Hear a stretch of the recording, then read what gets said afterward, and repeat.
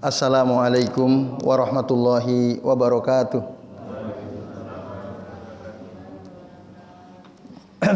Alhamdulillahi rabbil alamin wa bihi nasta'inu ala umuri dunya waddin wassalatu wassalamu ala asrafil anbiya'i wal mursalin wa ala alihi wa ashabihi wa man tabi'ahum bi ihsanin ila yaumiddin. Asyhadu an la ilaha illallah wahdahu la syarikalah wa asyhadu anna Muhammadan abduhu wa rasuluh. Allahumma shalli wa sallim wa barik ala Muhammad wa ala ali Muhammad kama shallaita wa barakta ala Ibrahim wa ala ali Ibrahim fil alamin innaka Hamidum Majid. Amma ba'du. Bapak-bapak dan ibu-ibu serta jamaah sekalian, a'azani Allahu wa iyyakum ajmain. Semoga kita semua yang hadir di majelis ini senantiasa dimuliakan Allah Subhanahu wa taala. Amin ya Allah ya rabbal alamin. Alhamdulillah Bapak Ibu dan hadirin sekalian, pada pagi ini atas izin Allah kita bisa berjumpa kembali untuk melanjutkan ngaji kitab Sahih Al-Adab Al-Islamiyah karya Syekh Wahid bin Abdissalam Bali yang disyarah oleh Syekh Khalid Mahmud Al-Juhani dalam kitab Al-Ali Al-Bahiyah, syarah Sahih Al-Adab Al-Islamiyah. Pada kesempatan pagi ini Bapak Ibu kita akan melanjutkan pembahasan tentang adab-adab yang berkaitan dengan ziarah kubur ya. Adabu ziaratil kubur. Pada pertemuan pekan lalu kita sudah membahas sampai adab yang keempat ya. Sekarang kita akan membahas adab yang kelima yaitu adamu sabil amwat. Tidak mencela orang yang sudah mati. Nah, itu diantara adab yang perlu diperhatikan ketika kita ziarah kubur, jadi tidak mencela orang yang sudah mati. Ini berdasarkan hadis riwayat Aisyah radhiyallahu anha. Qalat, beliau berkata, qala Nabi sallallahu alaihi wasallam, Nabi sallallahu alaihi wasallam bersabda, la tasubbu al-amwat. Janganlah kalian mencela orang-orang yang sudah mati. La tasubbu al-amwat. Janganlah kalian mencela orang-orang yang sudah mati. Fa innahum qad afdau ila ma qaddamu. Karena sesungguhnya mereka telah sampai ila ma qaddamu. Ya, kepada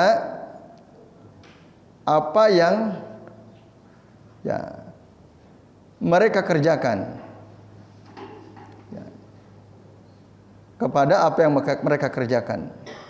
Maksudnya ya, mereka sudah sampai kepada apa yang mereka kerjakan itu balasan. Jadi al-murad jazaa'uha,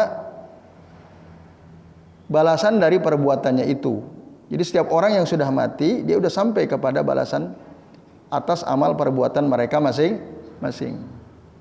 Nah, maka fala yanfa'u sabbuhum fihim. Celaan kita kepada mereka sudah lagi tidak bermanfaat. Karena mereka sendiri sudah mendapatkan balasan dari perbuatan mereka masing-masing. Nah, itu sehingga kita tidak lagi perlu mencela. Maka kata Nabi, la tasubul amwat fa innahum qad afdau ila ma qaddamu. Janganlah kalian mencela orang-orang yang sudah mati karena sesungguhnya mereka sudah sampai pada apa yang mereka kerjakan atau balasan. Kalau keburukan berarti sudah sampai kepada balasan buruk sesuai dengan yang mereka kerjakan. Nah, ini Bapak-bapak dan ibu-ibu serta jamaah sekalian. Maka di antara kesimpulan penting dari hadis ini adalah apa? Hurmatu sabil amwat. Haram hukumnya mencela orang yang sudah mati. Gitu. Karena dilarang la tasubbu.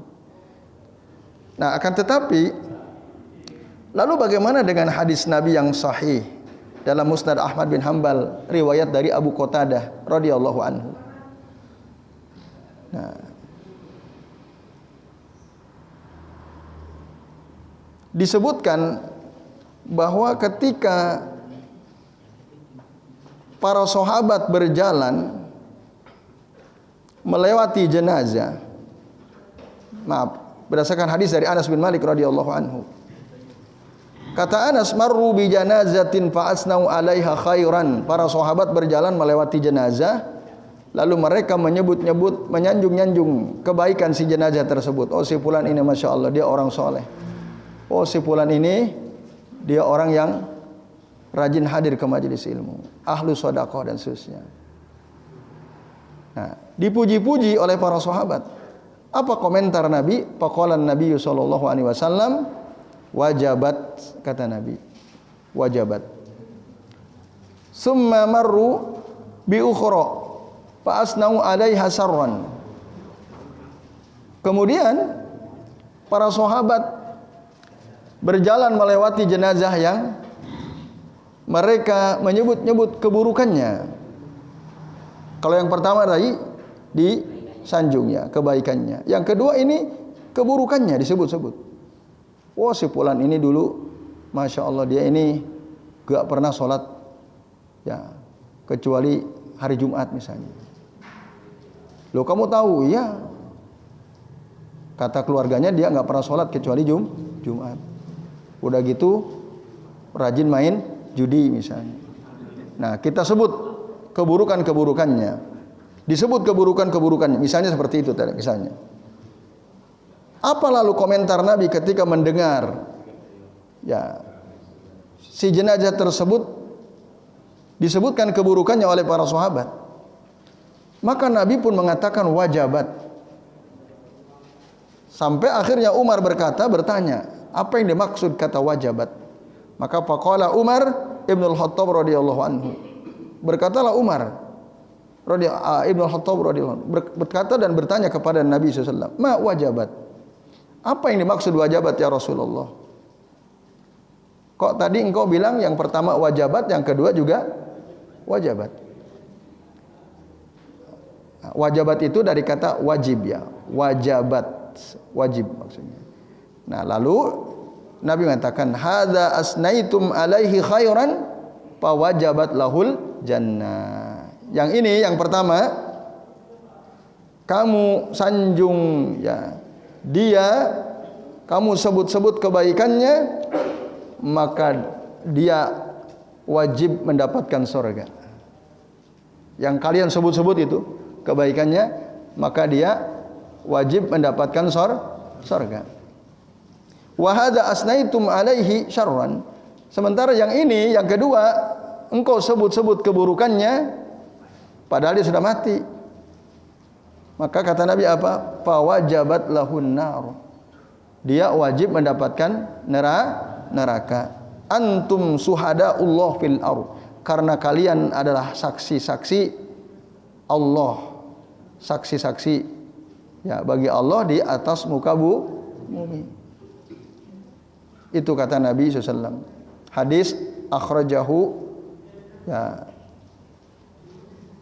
Al-Bukhari di dalam bab sana'un nasi 'alal mayyit. Ya. Nah, bapak-bapak dan ibu-ibu serta jamaah sekalian rahimani wa rahimakumullah. Kalau kita perhatikan hadis yang kita sedang bahas dan hadis tadi ini seperti ada kontradiksi gitu. Di hadis yang kita bahas ini ada musabil amwat, tidak dilarang atau tidak boleh kita mencela orang yang sudah mati. Tapi di sisi lain dalam satu peristiwa Nabi tidak melarang. Bahkan Nabi komentar wajabat. Itu bagaimana maksudnya? Nah, ini muskil ya. Min muskil al-asar atau muskil al-hadis ya. Hadis-hadis yang dianggap muskil itu gimana cara memahami dengan baik ya supaya kita bisa mengambil faidah dengan tepat, karena kedua-dua hadis ini sahih. Dua-duanya riwayat Imam Al-Bukhari. Di satu sisi Rasul melarang kita mencela orang yang sudah mati, di sisi lain Rasul tidak melarang sahabat, bahkan justru komentar wajabat. Nah, ada 3 penjelasan yang kami baca dari para ulama.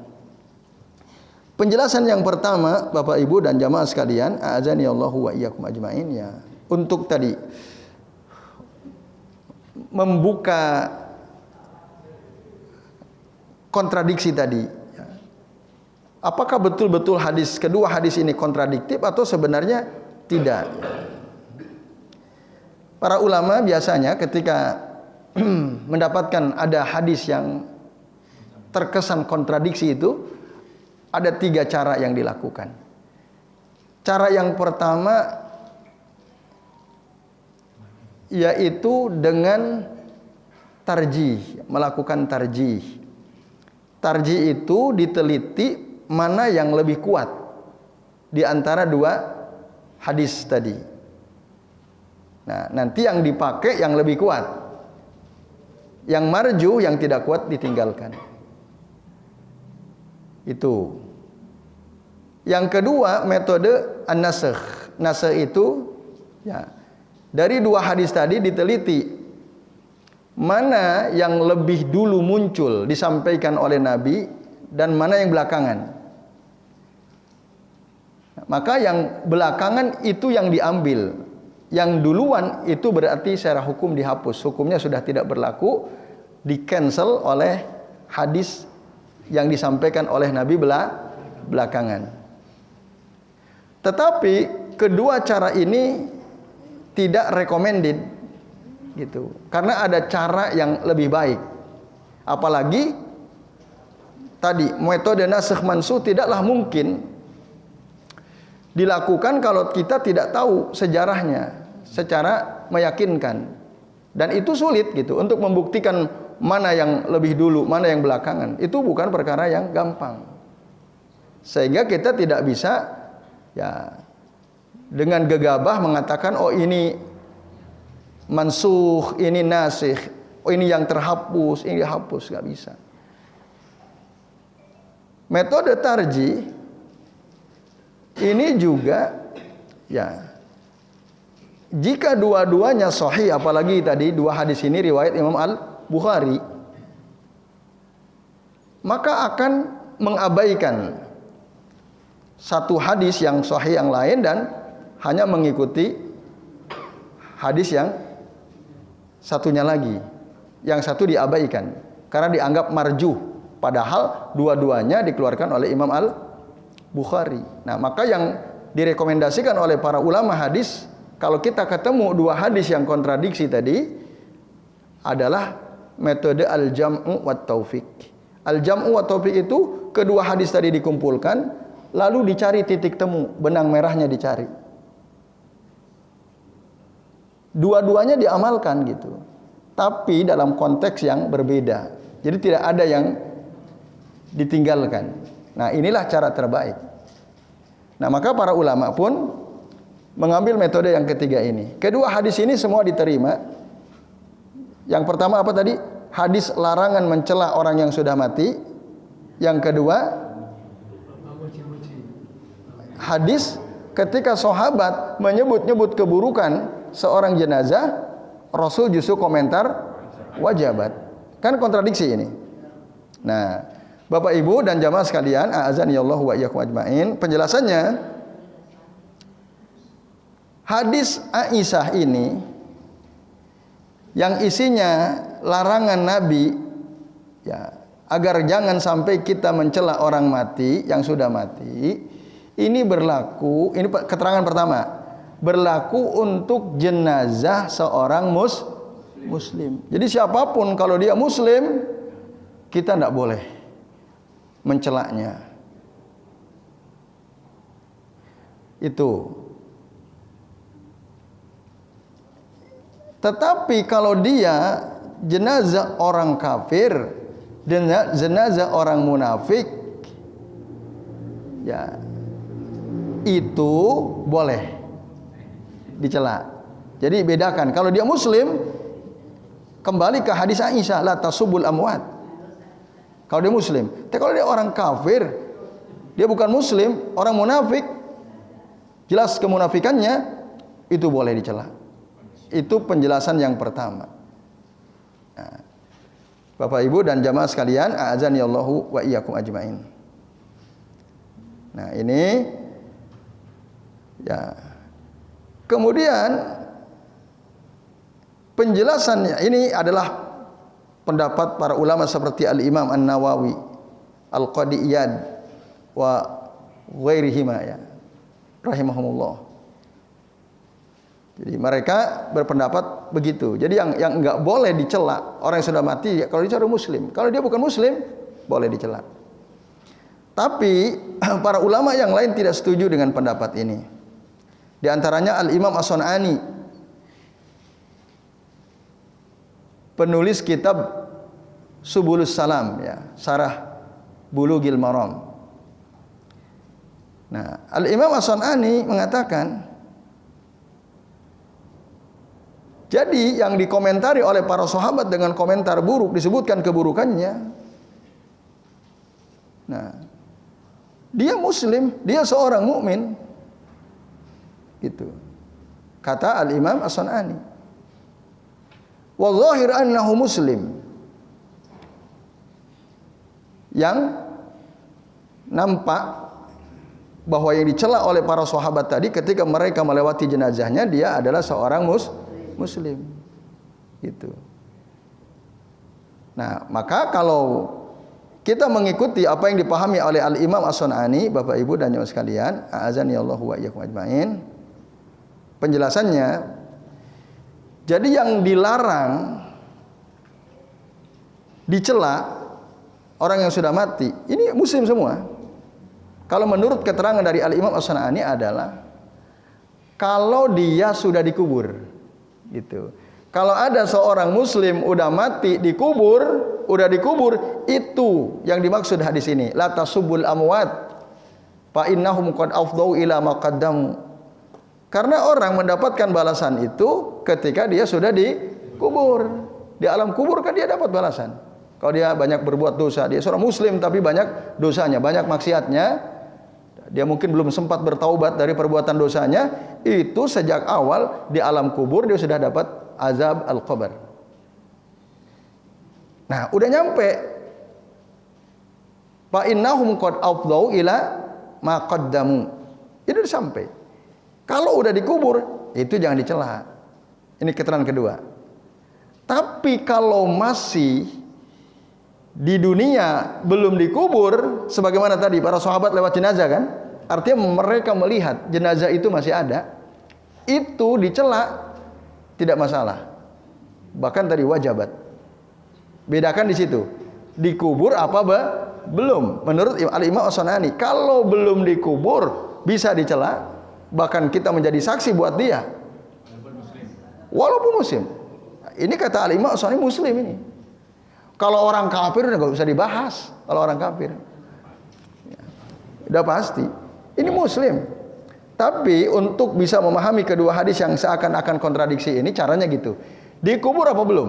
Kalau sudah dikubur jangan dicela. Dasarnya ini, la tasubul amwat fa innahum qad afdau ila ma qaddamu. Tapi kalau belum dikubur, nah silakan berdasarkan hadis dari Anas bin Malik, riwayat Al-Bukhari juga, Imam Al-Bukhari juga. Karena para sahabat waktu itu menyebutkan keburukan-keburukan si jenazah tadi. Ini keterangan yang kedua. Keterangan yang ketiga, ya, bapak-bapak dan ibu-ibu serta jamaah sekalian, a'azani Allah wa iyyakum ajmain. Ya.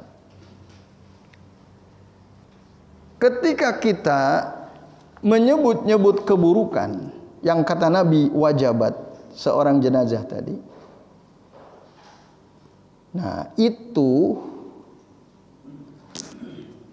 menyebut keburukan jenazah jika niatnya annahu min babi asy-syahadah la min babi as-sab, itu boleh, baik dia belum dikubur ataupun sudah dikubur. Tapi niatnya bukan untuk mencela, niatnya untuk memberikan nah namanya babu asy-syahadah. Ada bab asy-syahadah, ada babu as-sab. Kalau babu sab niatnya adalah untuk mencela, itu tidak boleh.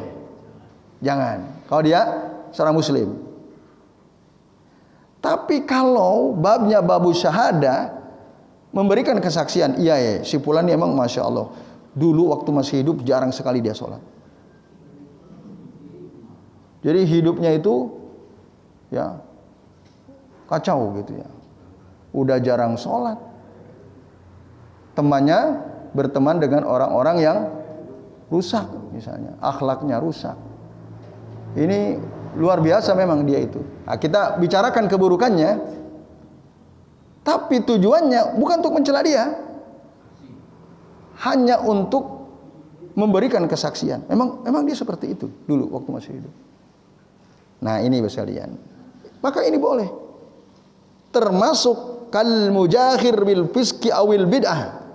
Orang yang terang-terangan melakukan perbuatan kefasikan, perbuatan bid'ah, perbuatan maksiat.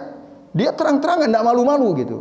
Bahkan dia sering ngajak-ngajak kita untuk berbuat bid'ah. Mati orangnya, nggak masalah tuh disebut. Iya, dia ini benar waktu hidup ini ahlul bid'ah dia nih, misalnya. Tapi tujuan kita apa? Memberikan kesaksian. Ini hati-hati loh, kita bilang. Ya, si fulan ini waktu masih hidup banyak sekali ucapan-ucapan yang bid'ah, baik berkaitan dengan akidah maupun berkaitan dengan masalah ibadah. Gitu. Jadi hati-hati. Nah, kenapa? Karena ada banyak orang memuji-muji dia misalnya, dipuji-puji seakan-akan itu orang bersih. Padahal sebenarnya berbahaya orang ini. Lalu kita memberikan kesaksian. Enggak begitu, ini orang bahaya. Saya punya ya datanya, saya punya faktanya. Nah, saya tahu sendiri misalnya, atau saya lihat ada rekaman video ya ketika dia mengucapkan ucapan-ucapan bid'ah misalnya dalam hal akidah atau dalam hal ibadah. Bahkan dia misalnya menjadikan ajaran agama ini sebagai bahan candaan misalnya. Kita sampaikan, orang yang udah mati, orang yang dikubur, itu tidak ada masalah. Min bab asy-syahadah walaysa min bab asy-syabya. Tujuannya bukan untuk mencela, tapi untuk memberikan kesaksian. Nah, ini keterangan yang ketiga sekalian. Jadi ya la biqasdi sab wal isaah au asy-syamatah, tapi liqasdi asy-syahadah. Nah, inilah dia ya. Keterangan yang ketiga inilah aqrab at-taujihat al-madhkurah fi al-jam'i baina al-haditsain. Lebih dekat ya kepada sesuatu yang mengarah pada kebenaran untuk apa? Menggabungkan dua hadis yang seakan-akan kontradiksi tadi. Yaitu, masih ingat ya ada tiga tadi ya cara memahami hadis ini. Nah, yang paling dekat pada kebenaran adalah yang ketiga, karena kedua dalil kita terima. Tetapi tadi ketika Nabi mengatakan la tasubbu al amwat fa innahum qad afdau ila ma qaddamu, itu Nabi jelas menyebut la tasubbu. Jadi min bab as-sab itu yang enggak boleh.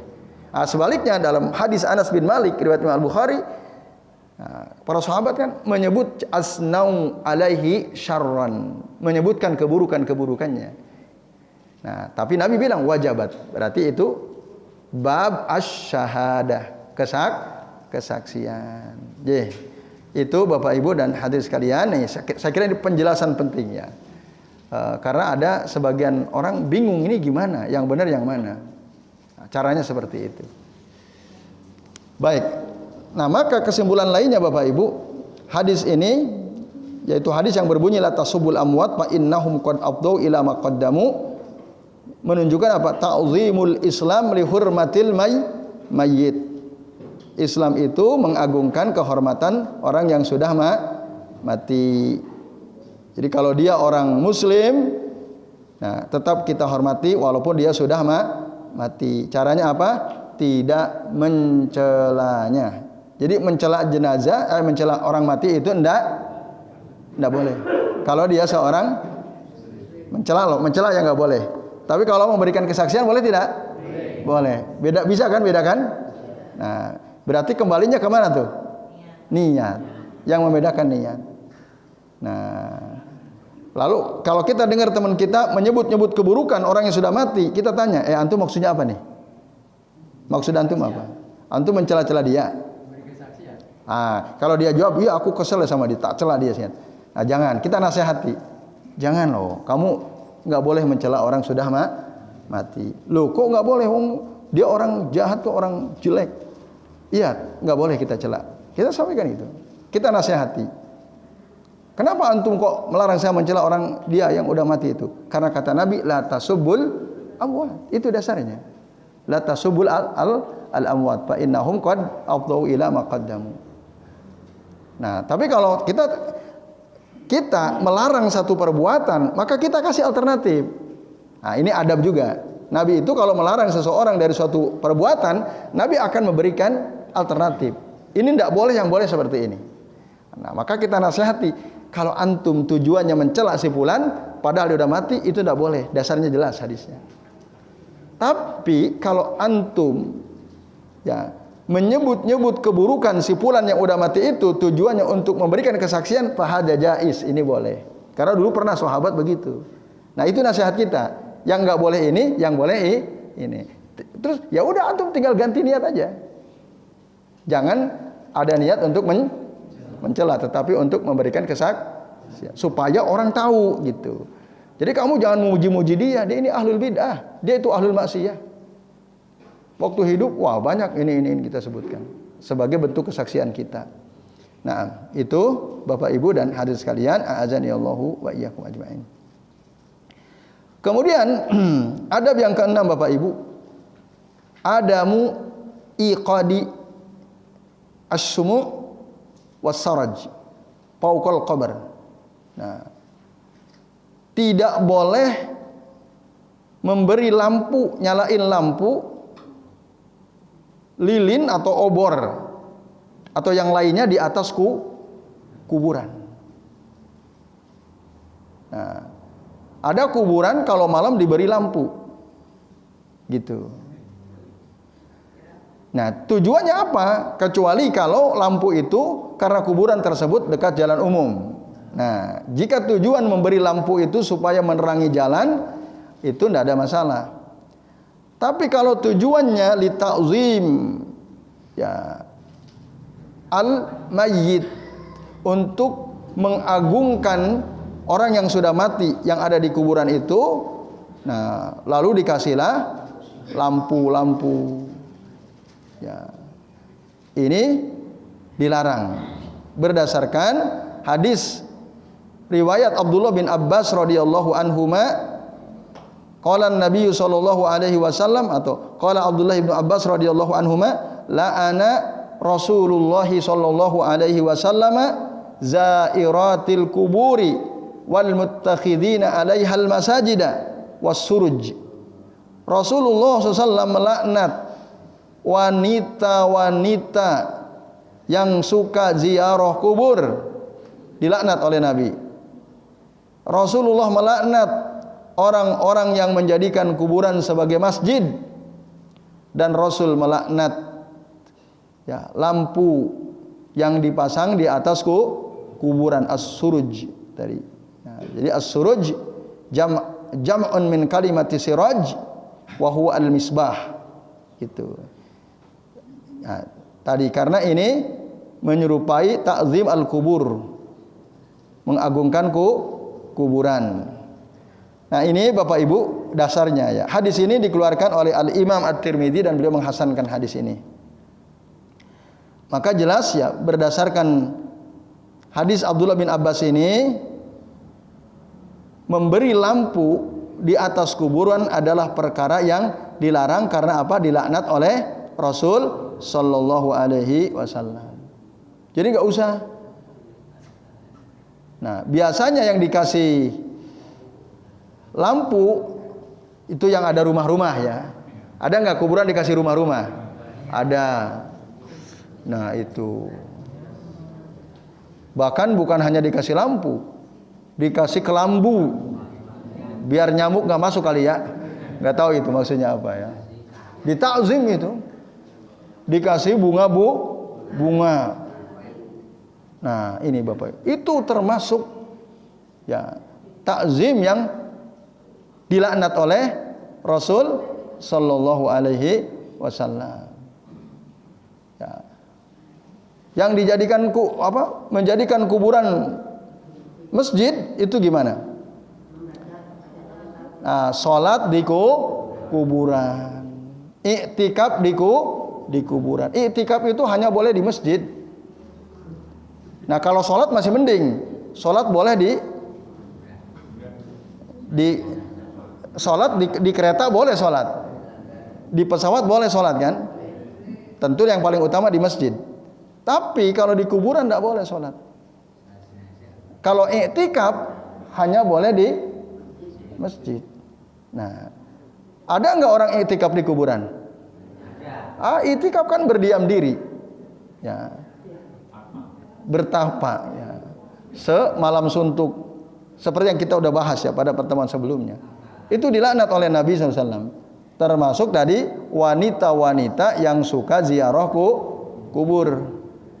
Likillati sabrihin wa kasrati jazihinna idza ra'ainal kubur, karena wanita itu sedikit kesabarannya, ya, kurang sabar, apalagi kalau yang didatangi mungkin kuburan orang yang dicintainya, suaminya atau anak-anaknya misalnya. Oleh karenanya itu dilaknat oleh Nabi sallallahu alaihi wasallam. Nah, ini Bapak Ibu dan hadirin sekalian.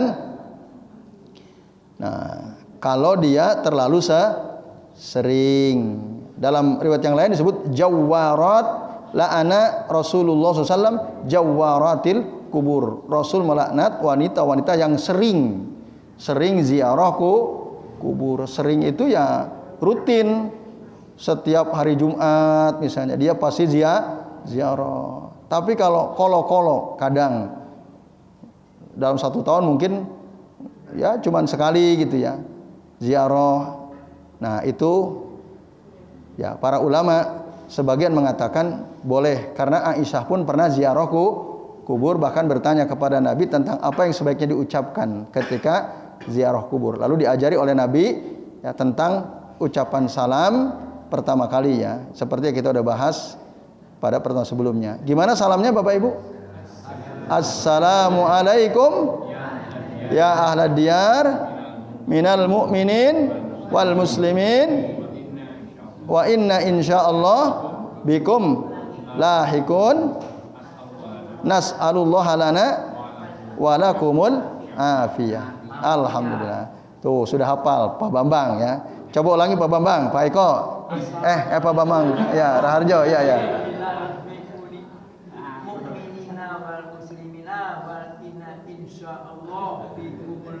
Wah, Masya Allah, mantap sekali Pak Bambang ya. Tapi masih baca, nggak apa-apa. Prosesnya begitu. Beliau dulu zikir ba'da sholat fardu aja dulu baca dulu.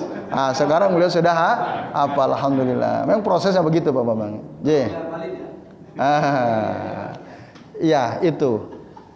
Jadi Aisyah pernah ziarah kubur, tidak dilarang oleh Nabi. Bahkan bertanya, lalu diajarkan oleh Nabi Sallallahu Alaihi Wasallam. Jadi keharaman wanita ziarah kubur itu tidak bersifat mutlak, tidak bersifat mutlak. Ada kalanya boleh, tapi tadi tidak sering menurut sebagian ulama. Baik Bapak Ibu dan jamaah sekalian, itu adab yang keenam ya. Jadi jangan memberi lampu, termasuk ya memberi kelambu tadi ya. Kalau tujuannya untuk mengagungkan kuburan. Kira-kira kan pernah nggak lihat di video ada kuburan dihias bagus sekali.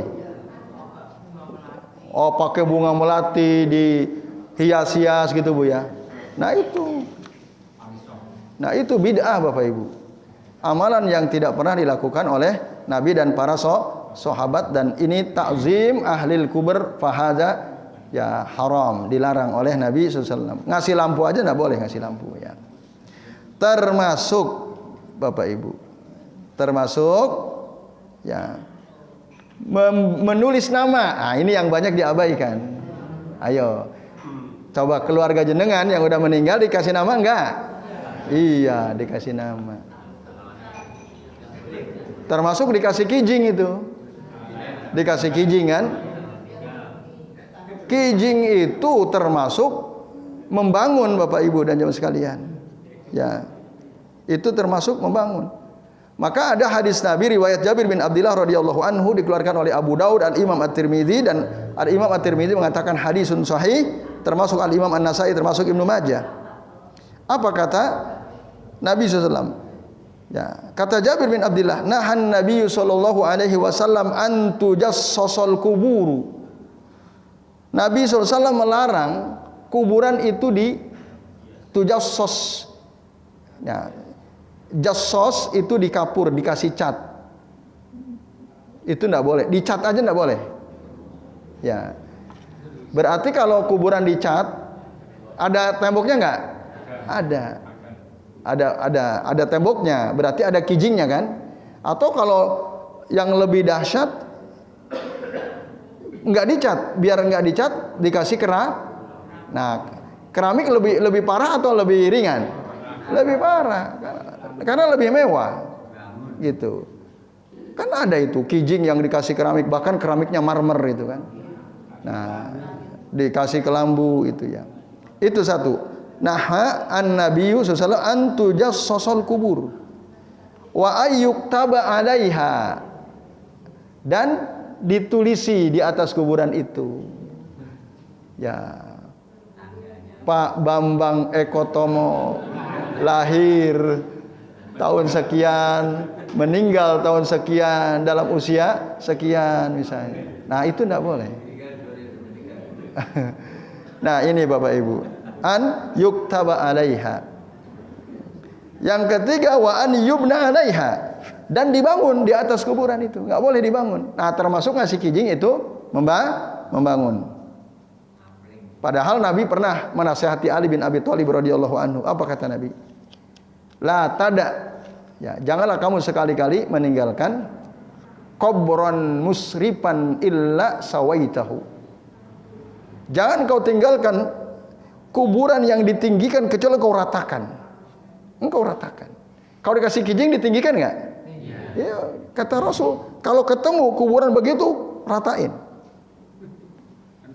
Nah, itu ya. Wah, nanti jangan-jangan bapak-bapak datang ke kubur ratain semua. Nah, itu memang harusnya amar ma'ruf nahi mungkar. Tetapi kalau kita mengingkari kemungkaran, menimbulkan kemungkaran yang lebih besar, jangan. Nah, jangan lakukan. Jadi kaidah dalam mengingkari kemungkaran itu salah satu di antara yang perlu diperhatikan, jangan sampai menimbulkan kemungkaran yang lebih besar. Kalau enggak ketahuan aman. Masa kalau ketahuan kan? Oh, itu yang sering ikut pengajian di Masjid Al-Mahkamah pelakunya, bubarin kajiannya, ini bahaya ekstrim misalnya. Kan repot jadinya. Nah, jadi ada kemungkaran yang lebih besar. Itu Bapak Ibu dan Ibu sekalian, a'azani Allahu wa iyyakum ajmain. Tapi kalau tidak menimbulkan kemungkaran, misalnya orang tua kita sendiri, tapi kita punya keluarga, punya adik kakak gitu, kok dikasih kijing? Kita sampaikan, Kak, Mas, Mbak, Dek, ini tuh nggak boleh. Mohon maaf ya, jadi aku singkirkan kijingnya. Mohon kalian ridho, karena ini bertentangan dengan sunnah. Akhirnya kakak kita, adik kita bilang, terserah mawon lah, terserah kamu gitu. Yang ngerti kok kamu kan. Udah kita ratakan. Itu nggak ada masalah. Nah, aku hapus ya namanya misalnya. Kalau cuma dihapus namanya, kijingnya tetap ada, sama aja. Ya, itu. Jadi memberi nama pun itu dilarang. Nah, dalam hadis dari riwayat Ibnu Majah tadi, nah, dikatakan, kata Jabir bin Abdullah, naha Rasulullah SAW an yuktaba alal qabri syai'un. An yuktaba alal qabri syai'un. Rasul melarang menulis sesuatu di kuburan. Artinya menulis nama pun tidak boleh gitu. Apalagi di situ ditulis surah Yasin. Ada kan? Ayat Al-Qur'an ditulis. Wah, itu tidak boleh. Iya, ditempel. Nama aja tidak boleh, nama. Nah. Terus kalau kita nggak ingat apa dosa? Kenapa nggak mantep? Ini makam Iya. Supaya orang tahu ini loh makamnya Pak Singgi. Gitu maksudnya? Ben mantap. Iya, tidak harus tahu persis. Kalau antum pernah ke Baki kan, makam Baki waktu antum umroh, antum lihat sendiri kan, di situ semua makam para sahabat. Apa ada nama? Gak ada satu. Makam Ustaz Abdurrahman juga kayak di Baki. Ya, gitu seharusnya seperti itu. Dihapus tadi. Ya, tadi, iya. Kalau tidak menimbulkan kemungkaran yang lebih besar, sudah. Tapi kalau menimbulkan kemungkaran yang lebih besar, jangan. Gitu kaidahnya. Kalau antum sendiri sebagai suaminya, siapa yang mau ngingkari antum kan? Wong ini istriku sendiri kan? Ya udahlah, namanya tak hapus saja. Apa kemudian antum lupa kuburan istri saya mana ya?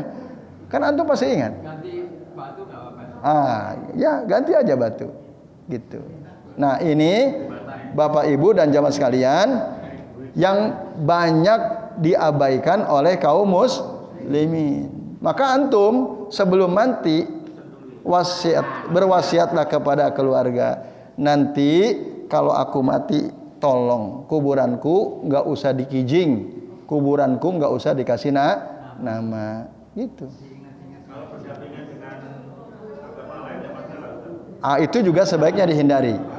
Kalau bisa Muslim di kuburan Muslim, jangan dicampur. Karena dulu zaman Rasul dipisah. Nah, itu. Nah, kami punya teman ya, dia udah ngikutin sunnah. Kita udah pernah bahas gitu ya. Terus orang tuanya meninggal, ibunya. Waktu itu tanya gimana Tad? Udah Pak, nggak usah dikasih nama, nggak usah dikasih kijing. Udah, nggak dikasih kijing, nggak dikasih nama. Nah, cuma dikasih bata aja.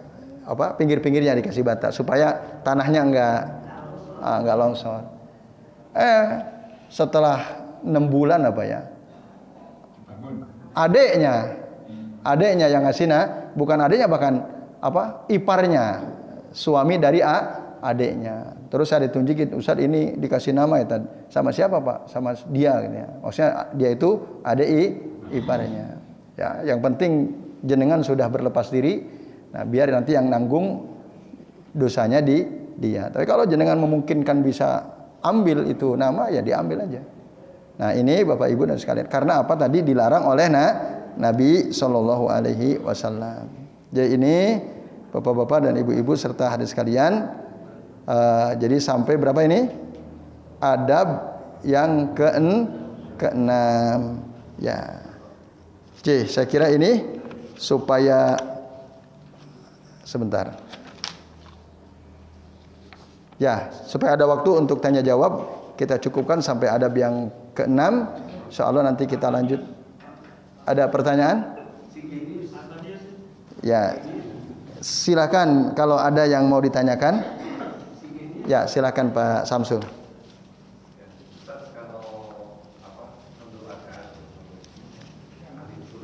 Ya. Ya. Mendoakan ahli kubur apakah harus di depan makam? Jadi gitu. Itu aja Pak Samsul? Ya, silakan. Yang lain? Monggo Bu Yayu.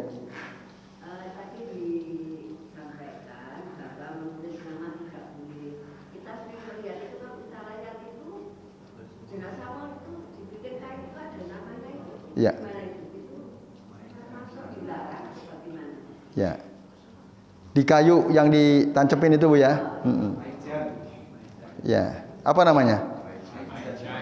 Maijan. Maijan itu kayu itu. Ya.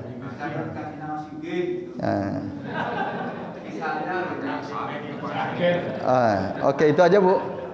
Ya. Ada lagi? Monggo Pak Jody. Apa?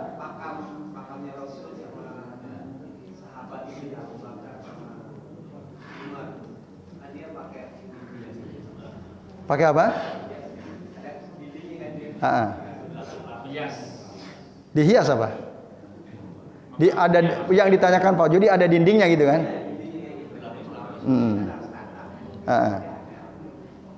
Ada dindingnya gitu kan? Terus yang antum tanyakan?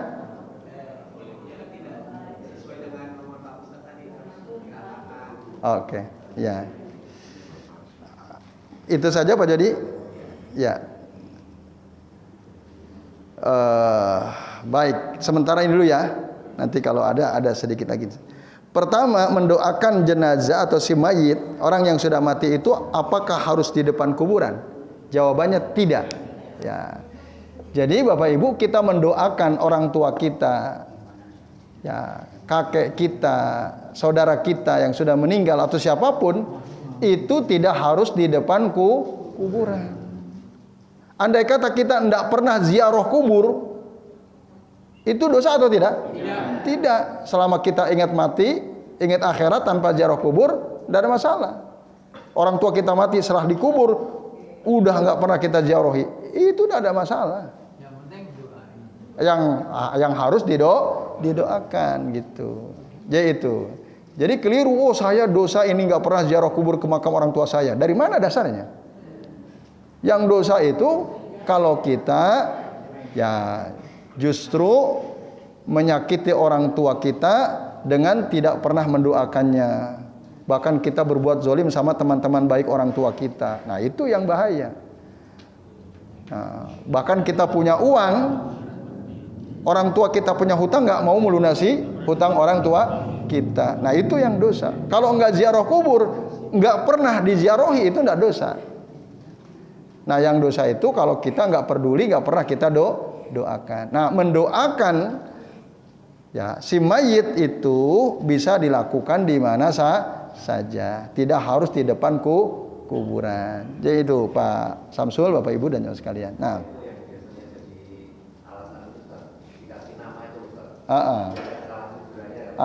itu dia. Jadi akhirnya jadi bertumpuk-tumpuk kan, karena berasal dari kesalahan tadi, ya, salah pemahaman gitu kan. Harus ziarah kubur kan gitu. Karena harus ziarah kubur, kita harus tahu mana kuburan orang tua kita. Supaya tahu harus dikasih nama. Padahal ini dilarang oleh Nabi SAW. Nah itu. Kita nggak ngerti ya mana kuburan orang tua kita atau kuburan siapapun. Bahkan kita nggak ngerti di mana kuburan Imam Al-Bukhari. Kita nggak ngerti di mana kuburan Ali bin Abi Thalib. Kita nggak ngerti di mana kuburan sahabat Salman Al-Farisi misalnya. Dosa atau enggak? Ya enggak. Gitu. Yang penting kita udah tahu bahwa beliau sudah meninggal dunia. Mudah-mudahan meninggal ya dalam keadaan husnul khatimah dan ditempatkan oleh Allah di tempat yang mulia. Itu Bapak Ibu. Jadi berdoa, mendoakan mayit orang mati itu bisa di mana saja, tidak harus di depan kuburan. Yang kedua, rata-rata sebelum dikasih kijing itu kan biasanya beberapa hari ya, beberapa bulan bahkan ya. Biasanya kalau sudah nyatus nyewu ya, biasanya gitu. Nah, kalau awal-awal dikubur pakai kayu depan belakang. Nah, biasanya di kayu itu sudah ada boleh atau tidak? Ya, tidak boleh. Dasarnya ini tadi. Ya, dasarnya an-nabiyyu sallallahu alaihi wasallam an yuktaba alal kuburi syai'un tadi. Rasul ya melarang ya untuk ditulis sesuatu di atas kuburan. An yuktaba alal qabri syai'un tadi. An-nabiyyu sallallahu alaihi wasallam an yuktaba alal qabri syai'un, hadis akhrajahu Ibnu Majah wan Nasa'i dan disahihkan oleh Syekh Al-Albani dan Syekh Abdul Aziz bin Baz rahimahullah. Jadi itu Bu. Kalau kayu aja boleh tanpa nama. Ya kalau ada batu gitu aja. Ada batu enggak gitu. Kalau ada batu, dulu Nabi ketika memberi tanda kuburan Utsman bin Maz'un itu dikasih batu gitu. Emang wajib tahu? Kan tidak wajib tahu gitu. Nggak tahu nggak apa-apa Bu. Ya itu. Ya silakan Bu.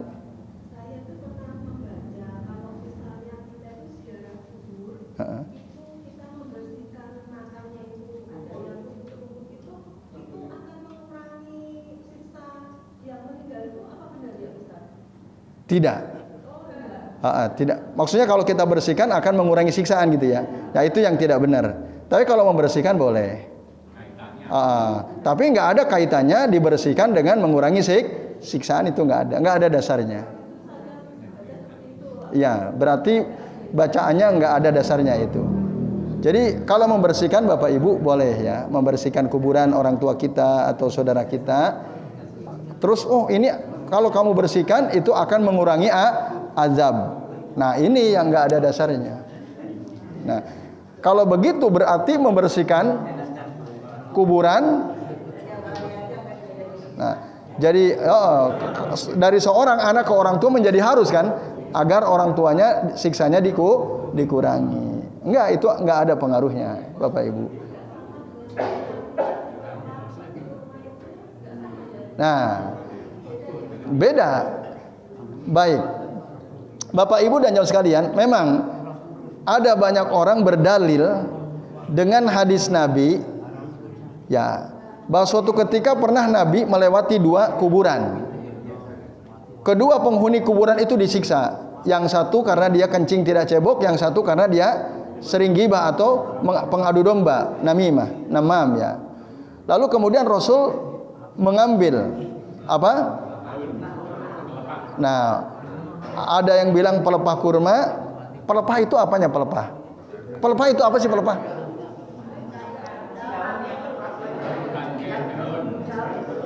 Daun apa pelepah itu?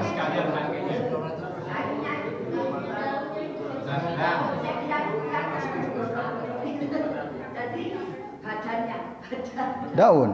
Itu pelepah namanya. Nah, ada yang mengatakan itu ranting. Batang ranting buah kurma ada rantingnya enggak?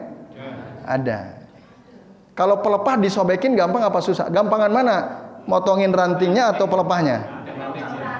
Nah, rantingnya. Itu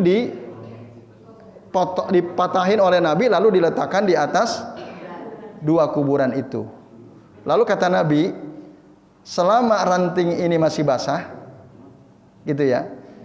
Selama ranting kurma ini masih basah, maka akan mengurangi azab atau siksa si fulan dan si fulan yang ada di kuburan ini. Itu riwayatnya seperti itu, Bu. Ngasih ranting dengan membersihkan kuburan sama atau beda? Itu namanya analogi yang terlalu jauh. Itu al-qiyasu ma'al farik fahuwa batilun. Kita menganalogikan, menyamakan sesuatu yang berbeda itu batil. Membersihkan dengan ngasih ranting, kan kalau ngasih ranting lebih dekat membersihkan atau malah ngotori? Kan nggak nyambung gitu. Kalau dasarnya itu, Bu ya. Ada juga yang menjadikan hadis itu sebagai dalil untuk memberi bunga. Ini juga termasuk amalan bid'ah yang tidak pernah dicontohkan. Ini namanya at-tasyabuh bil kufar, menyerupai orang-orang kafir. Kan ada banyak orang mau ziarah kubur, beli bunga, ditabur bunga. Biar apa katanya? Biar wangi. Nah, kalau kasih air supaya tanahnya tidak berdebu itu boleh. Tapi kalau air kendi khusus diambil dari 7 sungai ya ini nggak boleh ya. Jadi kalau air pakai gayung aja boleh, pakai plastik boleh. Kalau dikasih tanaman boleh. Tujuannya?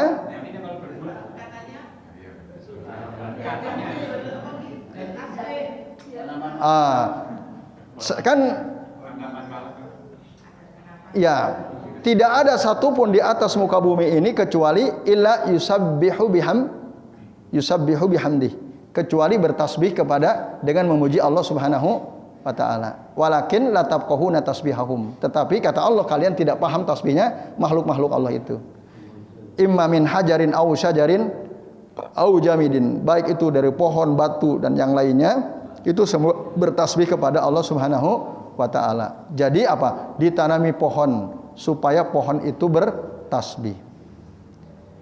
Ibu-ibu, bapak-bapak dan sekalian, nah, lalu kemudian kita terdorong untuk menanami pohon. Kalau bertasbih, semua makhluk bertasbih, Bu. Batu pun bertasbih. Batu pun bertasbih. Mungkin maksudnya biar meringankan. Mungkin.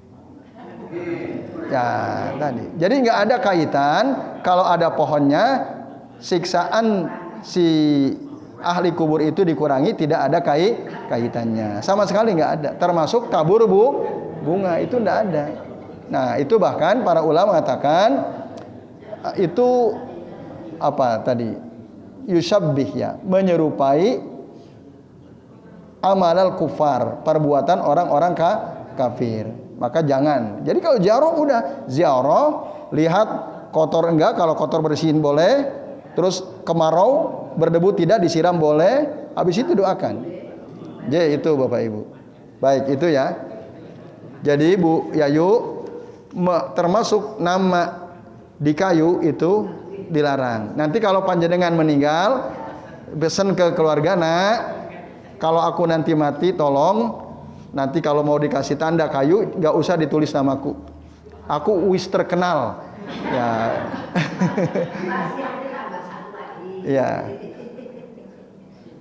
Ya, sebentar. Monggo. Apa Bu? Kasih apa tadi? Iya, tadi. Bu ya komentar apa tadi? Oh iya, nambahi wasiat. Betul.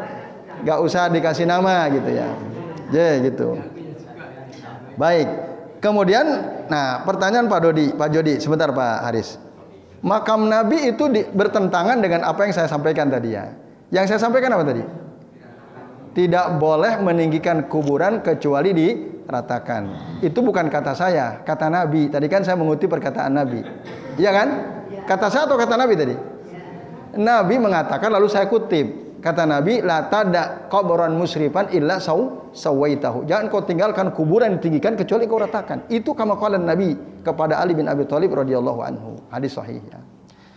Nah, lalu faktanya kuburan Nabi itu dikasih dinding, bahkan 3 lapis. 3 lapis. Itu kapan dilakukan? Oh, jauh 100 tahun setelah Rasul wafat. Gitu. Setelah Rasul wafat. Itu pun tujuannya apa? Sadduz zara'i, untuk menutup jalan jangan sampai ada orang melakukan kesyirikan. Gitu. Nanti kalau enggak dikasih tembok, orang pada berebut ke situ ngambilin tanah kuburan Nabi, kan repot. Udah gitu diusap-usap nanti.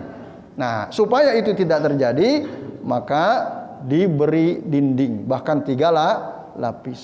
Itu. Jadi enggak ditinggikan. Ya, kuburan Nabi sama seperti di Baqi itu ya. Hanya ada sedikit gundukan ya, dan tidak ada hiasan, termasuk tidak ada nama. Yaitu Pak Jody. Kalau ada yang beredar video, kan ada tuh, saya pernah ditanya, jamaah tanya, "Ustaz, saya dapat WA ini. Ini katanya kuburan Rasul SAW. Wow, bagus sekali, mewah. Dikasih bunga-bunga, kelambu dan seterusnya." Saya bilang, hoax Bu. Itu hoax. Tidak begitu. Nah, jadi ada orang ya memberikan narasi dengan pakai video, memang yang datang ke situ wajahnya sih wajah-wajah Arab kan. Dikatakan katanya ini kuburan Nabi Shallallahu Alaihi Wasallam. Enggak, bukan. Jadi kuburan Nabi itu biasa saya. Ada yang punya foto ketika belum dibangun 3 lapis tembok. Jadi biasa kuburan Nabi. Nah itu jadi dinding itu Pak Jody bukan meninggikan kuburan. Dinding itu kan bukan di atas kuburan Nabi. Di sekitar kuburan Nabi. Itu pun tadi untuk mencegah jangan sampai ada orang berbuat syirik. Yaitu. Jadi bukan ditinggikan itu. Nah, wallahu a'lam bishawab. Terakhir Pak Haris. Petugas pembersih makam itu menanami makam dengan tanaman-tanaman yang menghasilkan seperti ketela pohon, jamet. Itu bagaimana Pak? Dan bisa dimanfaatkan oleh orang-orang yang memerlukan. Lanjutkan, bagus. Ditanamnya di kuburan, persis di atas kuburan atau di sekitar? Bukan di atas kuburan kan? Nah. Kalau di sela-sela tidak masalah. Di sela-sela toh? Ya, bukan di atas kuburannya kan? Ya, nggak masalah. Banyak tanaman itu ada ketela pohon, iya. ada candel, jambu. Iya. Ya, nggak masalah. Boleh. Ya.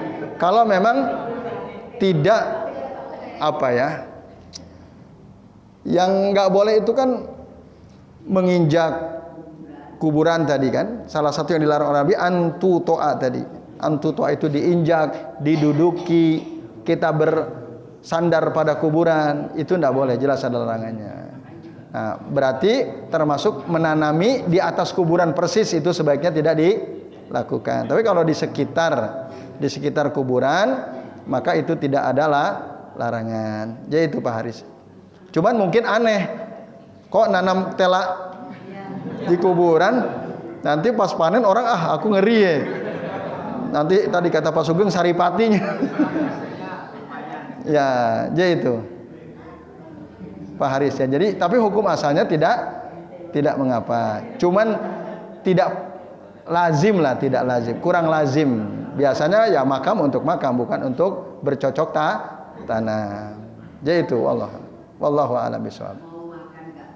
Nah, baik Bapak Ibu dan jauh sekalian, sementara ini yang bisa kita bahas mudah-mudahan bermanfaat dan kami mohon maaf apabila kami sampaikan ada kesalahan. Insyaallah pekan depan kita akan lanjut di adab yang ketujuh dan seterusnya. Mari kita akhiri dengan doa kafaratul majlis. Subhanakallahumma wa bihamdika asyhadu an la ilaha illa anta astaghfiruka wa atubu ilaik. Wa sallallahu ala Muhammadin wa ala alihi wa sahbihi wa baraka wa sallama alaihim ajmain. Billahi taufiq wal hidayah. Wassalamu alaikum warahmatullahi wabarakatuh.